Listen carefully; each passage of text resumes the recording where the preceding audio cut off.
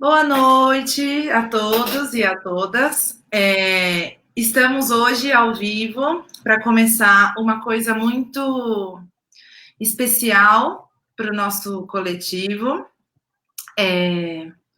Vamos lá. Como vocês sabem, nós somos o coletivo de literatura LGBT Reinaldo Arenas. Nós surgimos em 2016, durante uma greve no prédio da Letras, na Universidade de São Paulo. Um grupo de estudantes começou a conversar e percebemos que existia alguns autores e autoras que não eram estudados no nosso curso de letras. E aí decidimos ler enquanto um grupo de estudos e, enfim, as coisas foram evoluindo. Estamos nessa nossa jornada desde 2016 e hoje é muito especial porque nós começamos uma jornada durante toda essa semana com uma série de lives que vão falar justamente sobre o escritor que deu nome para o nosso coletivo, o Reinaldo Arenas. E decidimos fazer essa série de lives porque esse ano completa-se 30 anos de sua morte. Ele faleceu em 7 de dezembro de 1990, então decidimos fazer essa série de lives para poder justamente celebrá-lo, celebrar sua obra, celebrar seus leitores, e para que também possamos retomar um pouquinho lá no início da nossa trajetória enquanto grupo, que nós lemos o Antes que Anoiteça, todos ficamos muito surpreendidos, e tão surpreendidos que nomeamos o coletivo de literatura LGBT Reinaldo Arenas. E hoje eu sou membro do coletivo desde 2016, eu sou a Chayenne, e hoje, para começar a nossa jornada, eu vou estar aqui como mediadora da live com a professora Idália. A Idália é escritora e professora de literatura hispano-americana da Universidade de São Paulo. E, assim, no pessoal, eu também posso confessar que ela é a pessoa que me apresentou por primeira vez a obra do Reinaldo Arenas, então agradeço infinitamente a isso. E essa primeira fala, nós vamos fazer uma espécie de trajetória da Idália na sua leitura do Reinaldo Arenas, a experiência de leitura que ela teve, que vocês vão ver, que é uma coisa muito bonita. Então, o título da fala de hoje dela é Minha Autobiografia com Reinaldo Arenas, Memórias de Leituras. Então, eu vou passar a palavra para a Idália. Mandem suas perguntas, os seus comentários, pelos comentários, para que eu possa depois mediar e podemos conversar com a Idália. Muito obrigada, Idália, por estar aqui com a gente hoje, e a palavra é toda sua. Muito obrigada, Chayenne. Fico muito contente e agradecida pelo convite. É um autor muito caro para mim, do mesmo jeito que eu sei que para você, e fico muito feliz que esse coletivo leve o nome do Arenas. Aliás, o Arenas faleceu numa data que em Cuba é um feriado nacional, é um feriado luctuoso, porque se comemora a morte de um dos heróis da Guerra da Independência de Cuba contra a Espanha, Antônio Maceo. Então, de certa forma, dá para pegar carona no feriado do Maceo e lembrar também da morte do Arenas. Bem, como você falou, eu só vou fazer alguns comentários, lembrar um pouquinho como se deu meu conhecimento de parte da obra de Reinaldo Arenas e Eu gostaria, para isso, começar lembrando um trechinho de uma fala não, um trechinho de um ensaio do escritor sul-africano Coetzee, de um livro chamado Contra a Censura. Nesse livro, ele cita o Reinaldo Arenas. Ele diz que o Arenas escreveu sobre a existência em Cuba de um ambiente de ameaça oficial incessante, que fazia do cidadão não só uma pessoa objeto de repressão, mas também autorreprimida, não só uma pessoa censurada, mas também autocensurada, não só vigiada, mas uma pessoa que se vigia a si mesma.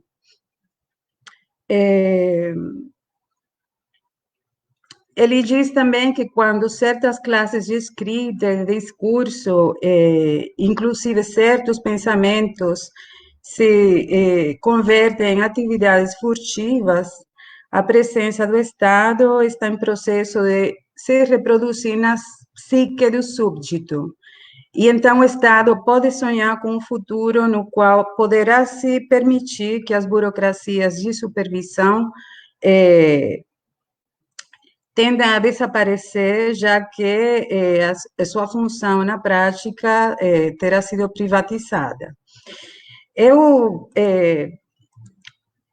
trago esse trechinho do livro do Coetzee justamente porque esse é o ambiente em que o Arenas viveu em Cuba, o ambiente em que ele escreveu e é o mesmo ambiente em que eu li e conheci alguns dos livros dele. Bem, a minha memória, na verdade, está configurada a modo de colagem, porque ela está integrada tanto pelas descobertas que eu fiz, como pelas descobertas dos amigos com os que eu compartilhava leituras na minha juventude. Então, a minha autobiografia de Arenas eu diria que é uma autobiografia coletiva também, né? E é uma autobiografia que passa por alguns pontos. A primeira vez que eu soube que existia Reinaldo Arenas foi numa publicação estrangeira. Foi lendo a revista Mundo Nuevo, uma revista que foi publicada em Paris na década de 60, e na qual apareceram entrevistas e fragmentos de obras de alguns escritores exiliados, como Guillermo Cabrera Infante, Severo Sarduy e o próprio Reinaldo Arenas. Inclusive, o capítulo do romance que eu conheci através dessa revista foi justamente aquele romance que tinha sido, o único romance dele que tinha sido publicado e premiado em Cuba, que foi Celestino Antes del Alba, em 1967. Bem, eu nasci em 1965, quando eu era uma adolescente, com 14 anos, em 1980, e Reinaldo Arenas sai de Cuba pelo Porto do Mariel, eu não sabia quem era. Já o Reinaldo Arenas, na década de 70, ainda ele estando em Cuba, tinha sido apagado, né, institucionalmente, e era difícil ter acesso ou conhecer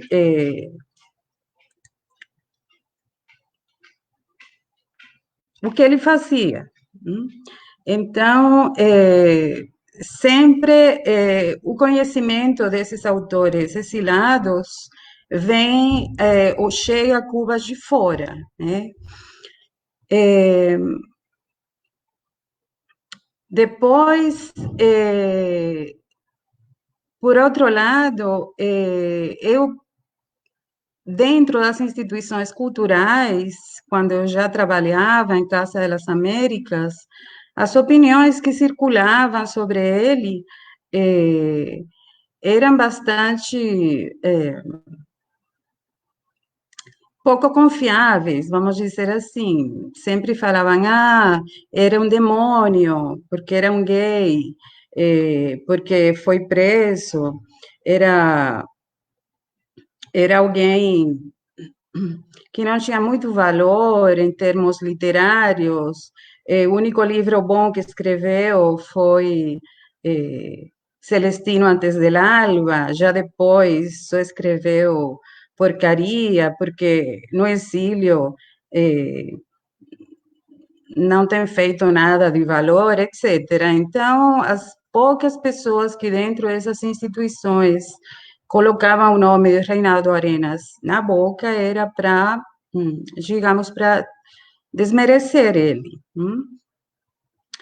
Então, eu sempre ficava muito curiosa e com muita vontade de poder conferir até onde essas opiniões eram válidas, porque, ao mesmo tempo, tudo o que eu lia, que chegava em revistas estrangeiras, me dava a perspectiva oposta. Já existia dentro da crítica acadêmica e dentro do próprio mercado editorial um conhecimento e uma circulação dos livros dele, e era estudada, a obra dele era estudada. Então, eu me perguntava até que ponto poderia ser tão ruim assim a obra de um autor que tinha uma repercussão internacional. E me perguntava também por que não aparecia a obra dele em Cuba.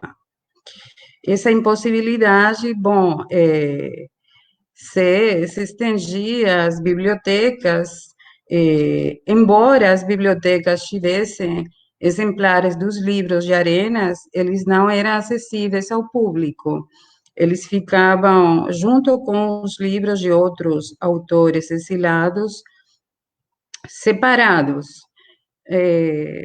Então, foi esse contato com amigos o que me permitiu ler alguns livros de Arenas em Cuba.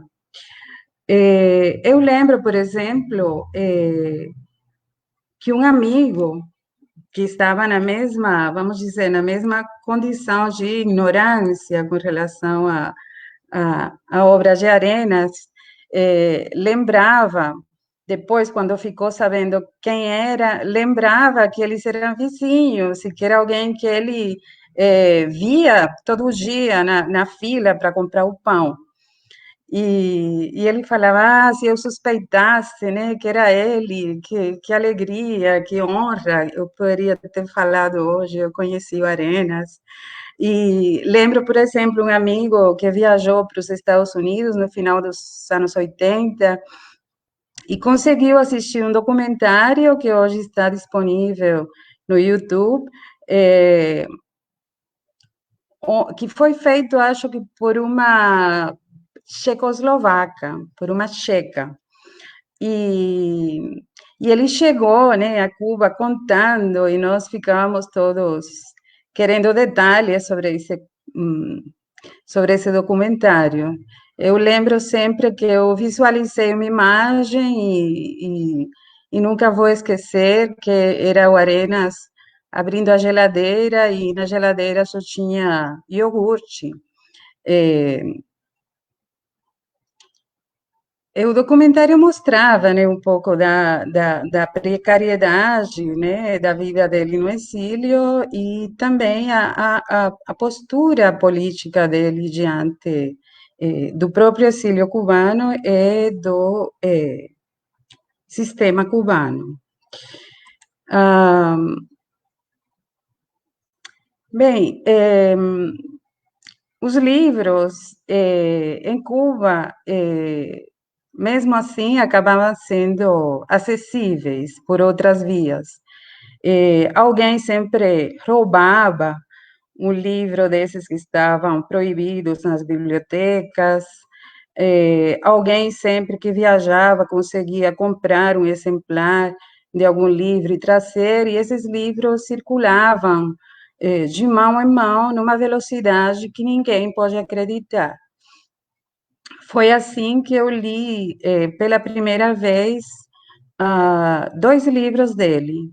Primeiro li um livro intitulado Viaje a La Habana, que é uma coletânea de 3 relatos. Desses relatos eu guardo uma memória muito intensa de 2 deles, daquele que dá título ao livro, Viaje a La Habana, que é a história de um exilado que volta a Cuba e, andando pelas ruas de Havana, conhece um rapaz com quem tem um caso amoroso e, na verdade, um caso incestuoso, porque o filho dele, que ele deixou de ver quando era um menino. O outro relato eu gostei tanto que eu acabei depois escrevendo um artigo sobre ele. É um conto que se chama Que Trineva, muito delirante. Ele escreveu esse conto ainda em Cuba, lógico que não foi publicado, mas publicou depois. Em Que Trineva temos um casal de artistas que estão obsessionados pela moda, pela roupa, e decidem, para se diferenciar do resto da sociedade, no momento em que o estilo de vestir seguia o padrão do miliciano, decidem tricotar. Então, acabam vendendo todos os seus pertences, absolutamente tudo, para tricotar os modelos os figurinos mais extravagantes, e vão se exibindo de uma ponta a outra do território cubano.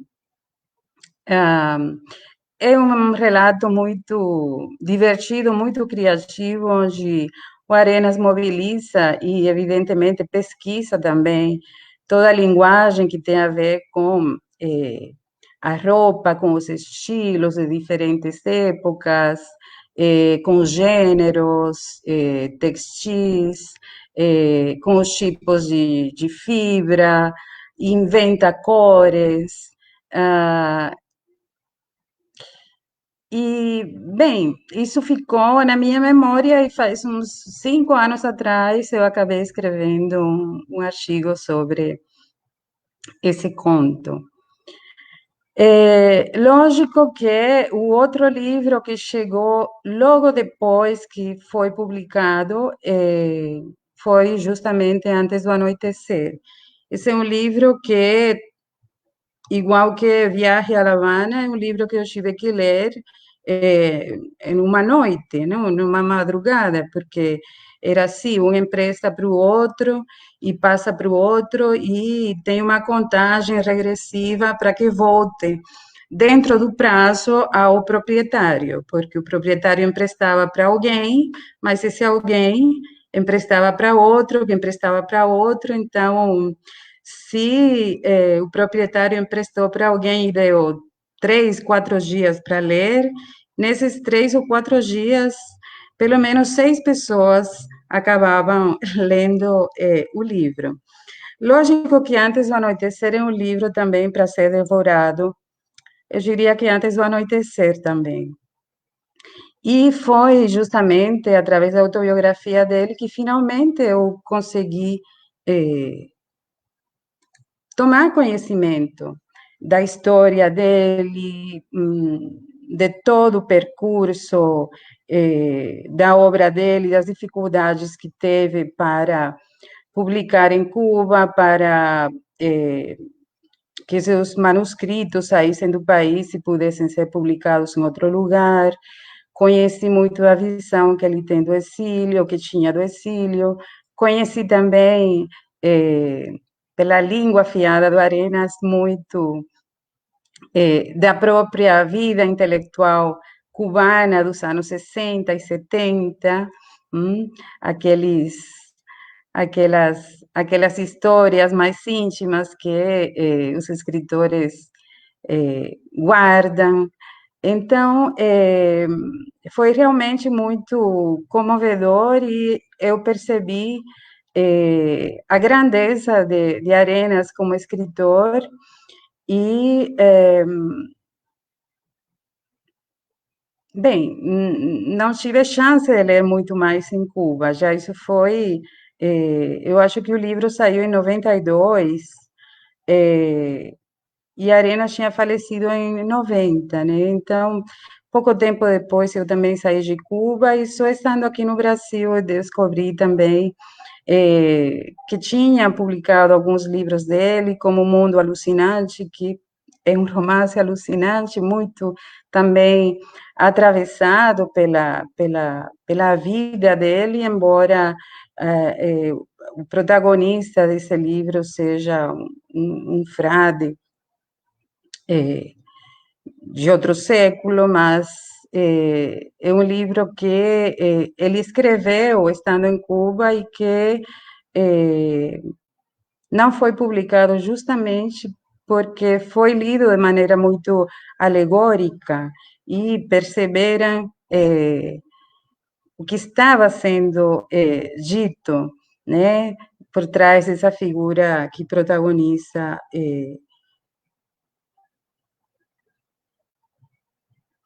O Mundo Alucinante. Bom, certamente alguns livros do Arenas são mais especiais do que outros. Todos estão muito marcados pelo autobiográfico, mas eu gosto, em particular, além da autobiografia Antes do Anoitecer, gosto do Mundo Alucinante, né? Gosto também muito desse primeiro livro, Celestino Antes del Alba, basicamente para não me desmarcar muito das minhas origens, porque é um livro onde aparece a vida do Arenas, criança, ainda no campo, morando no interior de Cuba. E eu também nasci no interior, numa pequena cidade do interior, e me sinto muito identificada com as vivências dele, que são experiências muito comuns às pessoas do campo, não só pela forma de vida, mas também pela linguagem, que é muito diferente da vida e da linguagem que é usada na capital de Havana.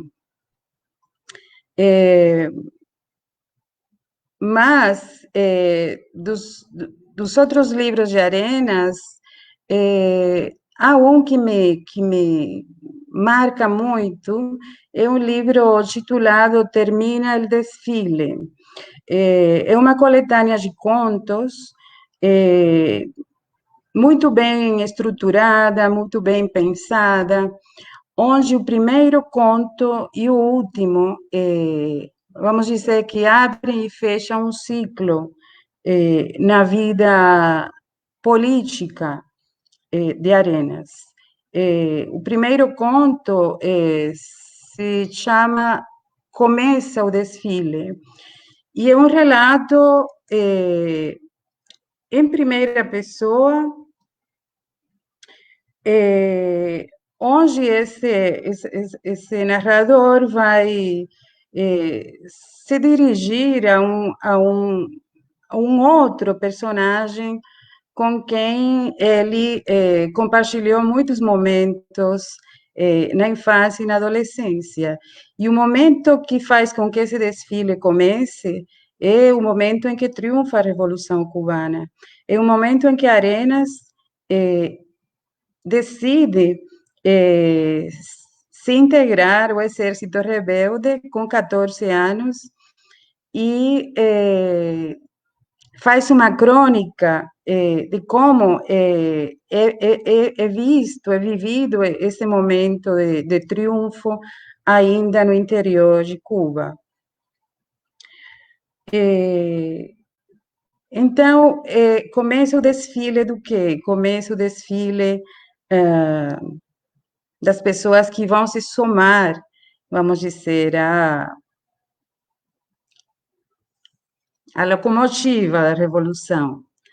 E no último conto desse livro, que então é o conto intitulado Termina o Desfile, depois de um tempo, de algumas páginas, percebemos que se trata de um outro momento muito importante para Arenas, porque aí ele se integra a um outro grupo, que é o grupo de pessoas que entra na Embaixada do Peru, em Havana, em 1980, para pedir asilo e que termina com o êxodo, conhecido como o êxodo do Mariel, pelo qual saíram de Cuba mais de 125 mil pessoas. Arenas, novamente, faz uma crônica desse outro momento, onde o entusiasmo existe, mas é um entusiasmo diferente. O entusiasmo, o primeiro ponto, é o entusiasmo por algo que parece ser prometedor, que gera muitas expectativas, e nesse desfile que termina, o entusiasmo está muito atravessado pela violência, pela confusão, e, ao mesmo tempo, o que move todas essas pessoas é o entusiasmo por poder ir embora de Cuba, renunciar a um projeto que consideraram fracassado. É um relato, ambos são muito, muito bons, mas, ao mesmo tempo, um está cheio, né, de um certo fervor, e o outro está muito marcado pela experiência agônica desse momento de exílio. Eu sugiro a leitura desse livro muito veementemente. E depois tem um outro livro de contos, do Arenas, que se chama Adiós a Mamá, e que a Chayenne conhece muito bem, porque a Chayenne estudou alguns dos contos desse livro. E desse livro, que é bastante heterogêneo, me interessa, em particular, os contos onde o Arenas se refere à vida no exílio, a vida numa outra comunidade, que é a comunidade dos cubanos na Flórida. É um conto onde ele, novamente, usando, bem, uma série de recursos literários, estratégias, mas que pode sempre ser lido a partir da alegoria, encontramos uma denúncia também feroz dessa comunidade, dessa sociedade. Então, o Arenas é alguém que tem uma percepção muito crítica de qualquer lugar onde ele se encontre. É alguém que não renuncia a essa, vamos dizer, essa condição de rebelde, e encara essa condição de frente, em qualquer lugar onde ele se encontre. Ao mesmo tempo, o Arenas tem um senso de humor especial, é muito afiado, é, e sempre deixa também suas pitadas poéticas, né, na criação de determinadas atmosferas. O Arenas também fez questão de trabalhar numa linha muito mais política. Ele publicou também um livro que eu recomendo, Necessidade de Libertar, e escreveu muitos poemas, como El Central, do livro El Central, onde sempre, além dessa marca autobiográfica, insiste muito na questão política. Ele nunca deixou de olhar para Cuba e de se posicionar com relação à Revolução Cubana. Por outra parte, ele também fez uma incursão na literatura realista cubana do século XIX. Tem um livro dele chamado La Loma del Ángel, que eu também recomendo muito. La Loma del Ángel é uma paródia do nosso romance de fundação, como são chamados os romances hispano-americanos, latino-americanos do século XIX, que tentaram dar conta de um modo entre realista e romântico da configuração, né, de um país através das características mais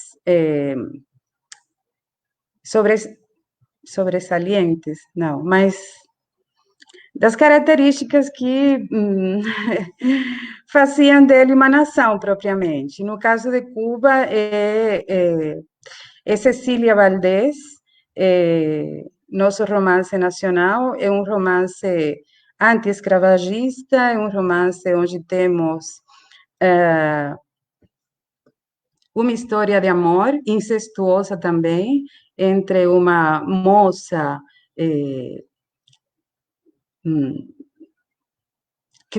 criolla, não saberia como dizer, mulata. Eu sei que todos esses termos hoje estão anacrônicos, mas estamos no século XIX, então, por favor. E um moço da burguesia, da sacarocracia cubana, né, dos fazendeiros, donos de usinas de açúcar, filho de um espanhol, que termina de uma maneira trágica, mas todo o contexto em que acontece esse romance é o contexto justamente da escravatura. E o momento em que há uma luta em Cuba pelo abolicionismo. Arenas, então, toma algumas passagens, alguns capítulos desse romance e escreve uma paródia que acaba por completo com essa estética entre realista e romântica do século XIX e tenta fazer algo realmente realista, vamos dizer assim, mostrar como era realmente a realidade, mas sem fazer isso de uma maneira realista. Vamos ver se eu me faço entender. Por exemplo, no romance Cecília Valdés, há várias cenas onde essa classe aristocrata, esses burgueses, saíam a passear nas suas carruagens pelo grande passeio da cidade, o Passeio do Prado, por exemplo, todos muito arrumados, enfeitados, etc.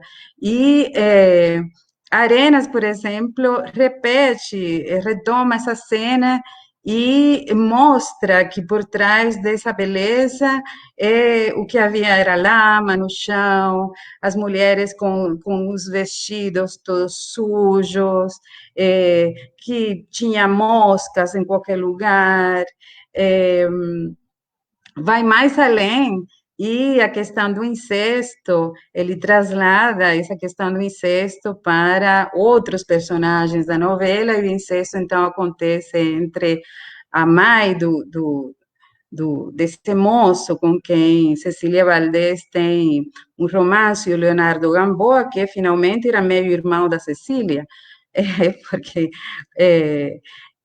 então, a mãe tem um romance com o escravo, dá de mamar como se fosse uma criança para o escravo. Então, ele, vamos dizer, não só pensa essa estética do realismo e refaz ela, mas também zomba um pouco, né, de toda essa configuração de uma nação a partir de uma literatura que também está construída de uma maneira muito, vamos dizer, falsa, na perspectiva dele, né? Porque a denúncia esconde a própria realidade da qual esses escritores queriam dar conta. E, nesse sentido, é algo que também aparece na própria estética do realismo socialista, né? Do realismo socialista. O realismo socialista, que é uma estética que também é responsável em Cuba pela recusa da obra do Arenas, é aquela estética que tentou construir uma imagem da sociedade onde só o heroísmo do povo e as tradições vindas, vamos dizer, das raízes, tivessem algum valor. Mas, na verdade, é uma estética que de realista não tinha nada, porque todo o processo revolucionário há conflitos muito grandes. Uma revolução coloca tudo de pernas para o ar, sei lá, vira tudo do avesso. Então, todos esses conflitos no realismo socialista não aparecem. Aparece uma espécie de consenso onde tudo é perfeito. Então, de certa forma, ele faz essa relação entre estéticas de momentos diferentes, mas que, com relação ao realismo, são falhas, porque não dão conta da história propriamente, não dão conta dos problemas da sociedade propriamente. E isso é algo que ele sim faz na obra dele, mas faz isso deixando sempre a marca autobiográfica. A experiência da história sempre vem através do individual, sempre vem através do corpo de uma pessoa. Nesse sentido, com relação ao corpo, eu acho que o livro mais significativo para pensar o corpo, a identidade de gênero, é, sem dúvida, Antes do Anoitecer. É um livro que abre muito, né, a reflexão sobre essas questões a partir dos testemunhos dele.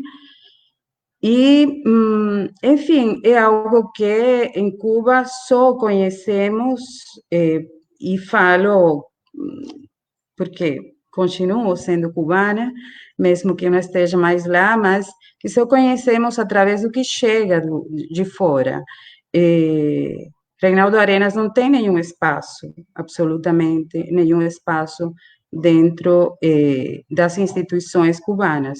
E falo das instituições cubanas porque tudo está organizado de tal maneira que a circulação do livro está absolutamente sob o controle do Estado e não existe um mercado editorial propriamente. O livro é subsidiado pelo Estado, então é uma política editorial que decide que autores e que obras são publicadas ou não. Arenas continua a ser um escritor não legitimado oficialmente, mas é um escritor muito lido e muito admirado sob esse mundo institucional. Enfim, eu só gostaria de incentivar, estimular a leitura dos livros dele.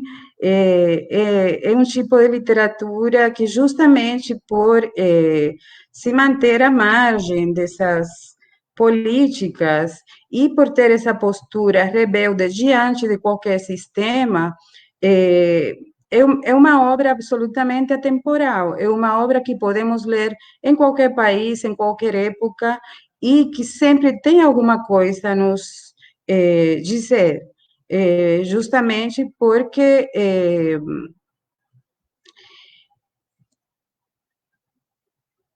ele se coloca absolutamente contra tudo, contra tudo. Nesse sentido, ele é, sem dúvidas, para usar esses termos que falamos de com escritores muito especiais, ele é um maldito.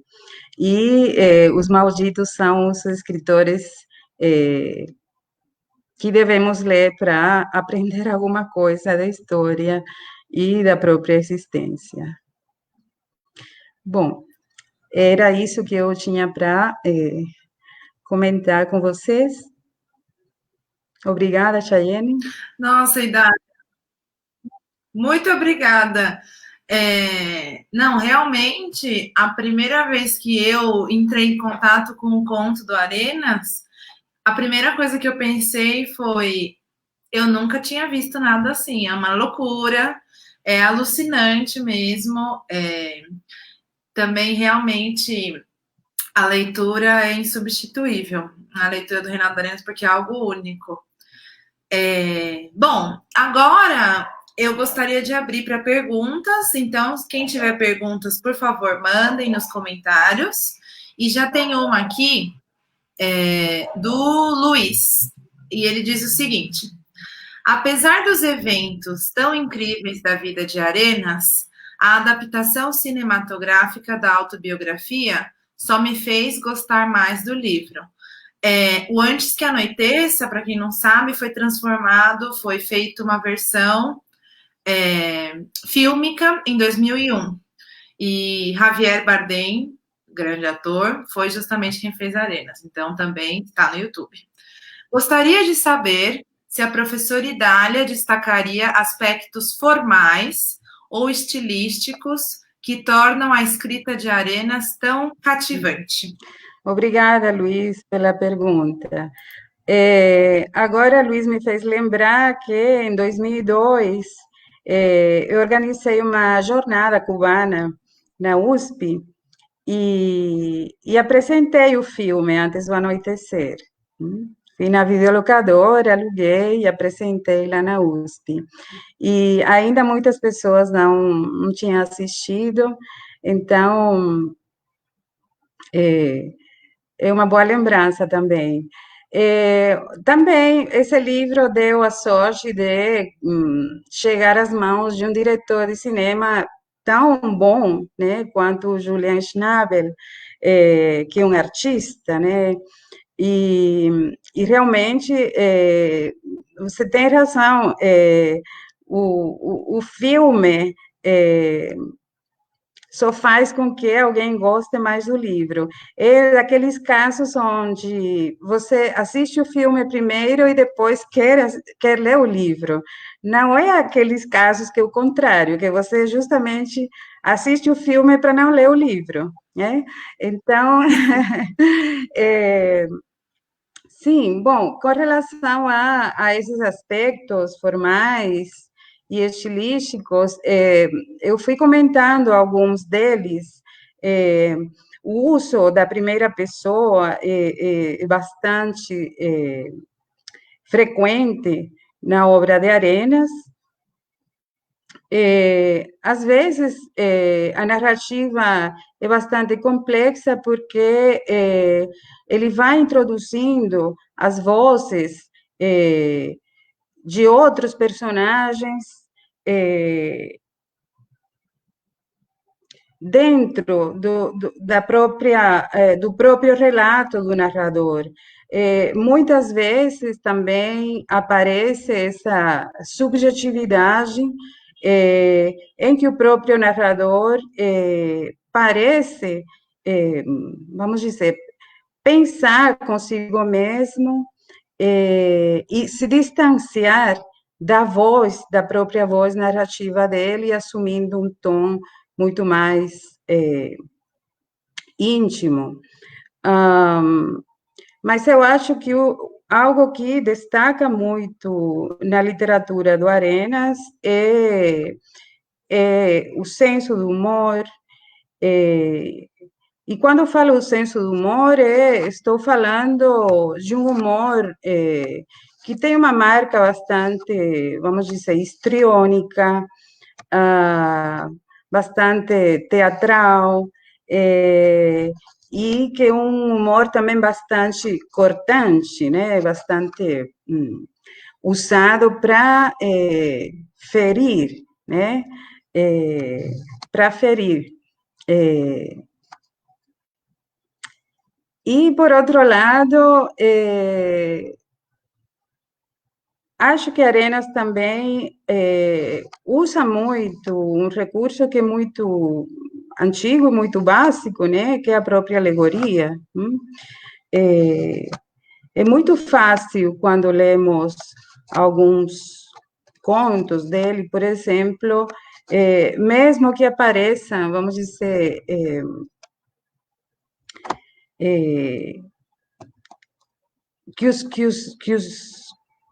que aquilo que vem de um fato real apareça ficcionalizado, aparece de um jeito que, mesmo usando, justamente por usar alegoria, nós somos capazes de imediatamente perceber que ele está trazendo algo que vem de uma experiência real.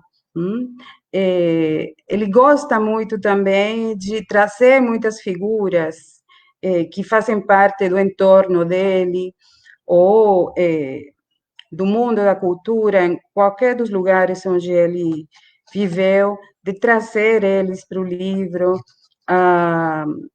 e, de certa forma, ajustar, vamos dizer, fazer um ajuste de contas, mas de uma maneira muito bem humorada, né? Embora muitas pessoas fiquem insatisfeitas e, e acreditem que isso é algo, vamos dizer, uma falta de ética, eu acho que, em termos de ficção, a ética não funciona para nada. A ética é algo para o indivíduo na sociedade, e dentro da literatura, esse moralismo não funciona. Daí que escritores como ele sejam chamados de malditos. Mas eu apontaria também, junto com esses traços, eu apontaria o teor poético de muitas das narrativas dele, sobretudo em Celestino antes del alba e em El mundo alucinante. Ao mesmo tempo, é altamente poético,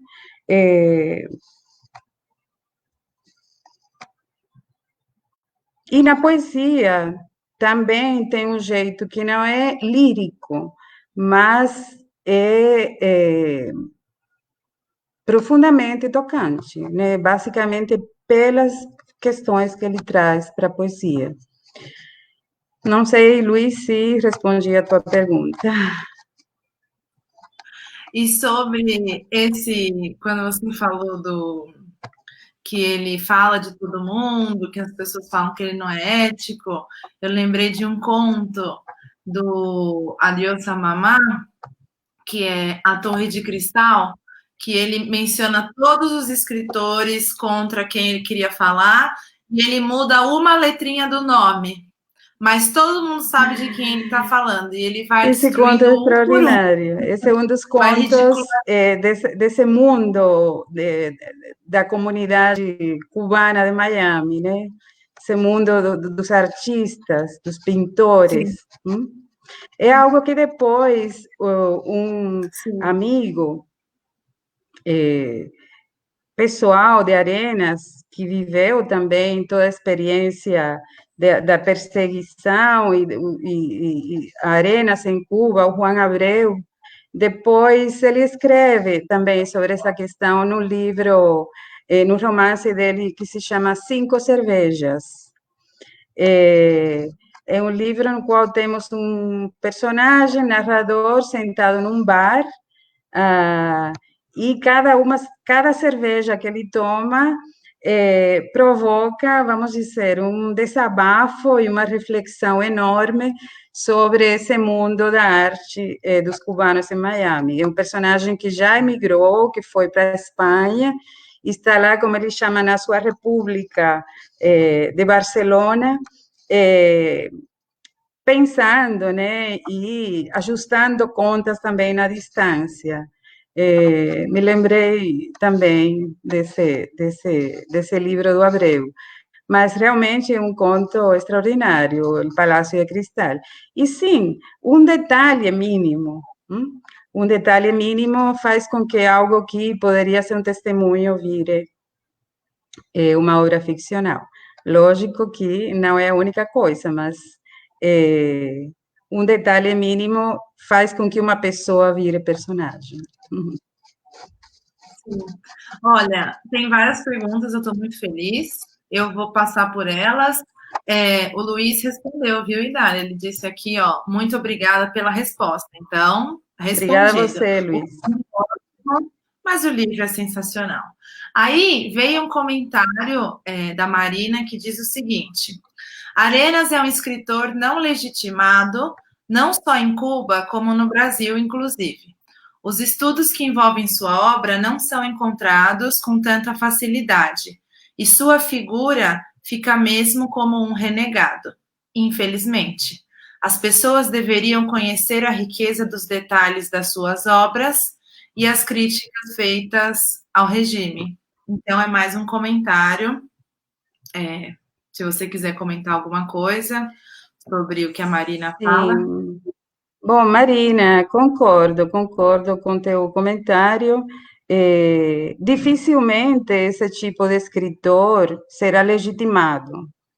Teria que passar muito tempo, muito tempo, e acontecer assim muitas transformações na consciência das pessoas para ter noção e compreender o valor de um escritor como ele. É, mesmo assim, no Brasil tem vários livros dele traduzidos, publicados, então estamos aqui bem melhor do que em Cuba. É, mesmo que na academia não tenha essa visibilidade tremenda, existem trabalhos de pesquisa sobre a obra do Arenas, tem professores que ensinam literatura hispano-americana e trabalham com a obra do Arenas. A Chayenne já aqui comentou como esse coletivo chegou a ter esse nome. Então, é um autor que circula, vamos dizer, pelo menos na USP, mas eu acredito que aqui no Brasil, essa não legitimação da figura Reinaldo Arenas tem a ver também com a maneira em que existe uma visão ainda bastante engajada e bastante romantizada da Revolução Cubana. Então, isso é algo que não acontece apenas com Arenas, acontece com muitos escritores cubanos do exílio, muitíssimos. Quem está no exílio é considerado sempre pela esquerda intelectual pelo menos aquela esquerda intelectual que ainda está muito ligada ao passado, né? O passado dos anos 60, que está muito ligada a sua participação na luta contra as ditaduras, etc., né? Vêm, então, os escritores cubanos exilados como espécie de traidores, né? E, de certa forma, aderem a um discurso oficial cubano que deslegitima e constrói uma imagem absolutamente negativa, justamente dos autores que são os mais importantes da literatura cubana. Se pensarmos na segunda metade do século XX, alguns dos autores que hoje configuram, vamos dizer, o cânone da literatura cubana são todos autores exilados. Sem contar, por exemplo, não vamos falar de Nicolás Guillén, que foi um escritor comunista e que morreu em Cuba, ou em Alejo Carpentier, mas podemos pensar em Severo Sarduí, podemos pensar em Guillermo Cabrera Infante e podemos pensar em Reinaldo Arenas, que sem dúvida são as três figuras mais importantes da literatura cubana no exílio. Gente, dicas preciosas para quem quiser conhecer a literatura cubana. Já temos aqui 3 nomes, hein? Aproveitem. Todos traduzidos no Brasil. Agora tem uma pergunta aqui do Vitor que diz o seguinte: escutando o seu relato, eu fiquei pensando sobre o seu posicionamento como leitora de Arenas e queria saber o que mudou ou se mudou sua perspectiva de leitura ao longo do tempo. E aqui eu penso nos seus trânsitos pessoais, Cuba-Brasil, e a sua posição como professora de literatura. Sim, meu posicionamento como leitora de Arenas mudou bastante, mudou desse momento, vamos dizer, de avidez por conhecer algo do que eu não tinha total certeza. Passei de ser uma leitora ingênua, porque ele mesmo me fez deixar de ser uma leitora ingênua. Teve que chegar um livro de um homem que tinha morto em Nova York e do qual nunca tinha conseguido um livro em Cuba para compreender, por exemplo, muito do que acontecia com a repressão aos homossexuais em Cuba. Meu senso de justiça ficou mais aguçado depois de ler os livros de Arenas. E toda vez que eu leio ele, eu sinto que é necessário cada vez mais trabalhar e divulgar a obra dele. Sim, muito legal, senso de justiça, muito bonito. O Jorge, mais um comentário aqui. Embora o Reinaldo Arenas seja pouco conhecido no Brasil, Cuba é vastamente debatida. O que você acha que a literatura de Arenas tem a contribuir para a compreensão dos brasileiros a respeito de Cuba e sua história revolucionária? Obrigada, Jorge Luiz. Eu responderia invertendo a tua pergunta. Na verdade, tudo o que é preciso conhecer sobre Cuba está na obra de Arenas. O que é preciso é que os leitores brasileiros queiram enxergar e ler essa literatura e acreditar e dar fé, assim, por fé nessa leitura. É uma questão de reconhecimento e respeito por esse escritor. Não é um escritor que faz panfleto, embora tenha feito panfletos políticos, o que é uma coisa legítima, né, que faz parte do mundo da política, mas é um escritor que, embora utilize uma série de recursos literários, que hiperbolize muitas coisas, que agrade ou diminua, sempre os fatos que acontecem nos livros dele estão marcados por uma realidade que é 100% certa. Então, eu acho que basta só com querer se aproximar e abrir esses livros e se abrir para essa leitura. Tudo que o Reinaldo Arenas conta nos seus livros é muito legítimo. Voltando a esse primeiro conto de Termina o Desfile, que é o conto chamado Comienza o Desfile, é justamente um relato onde ele fala de como ele se incorpora à revolução, como ele tenta entrar na luta armada. A própria autobiografia dele relata esses momentos iniciais desse entusiasmo, onde ele vai para Havana, ele estuda, ele é miliciano. Ele não esconde isso nos livros dele. Ele não é alguém que omite ou que parcela a história. Ele é alguém que dá conta de uma trajetória. Então, é alguém que não brinca com a verdade, vamos dizer assim, de jeito nenhum. Então, os livros estão aí, o que está dito nesses livros, quem quiser conferir, pode procurar documentos, por exemplo, para se fica um pouco desconfiado com a literatura, pode ir atrás de documentos, de discursos, de alguns textos de história, não publicados em Cuba, onde tudo, sim, é manipulado. E se distanciar um pouco desse discurso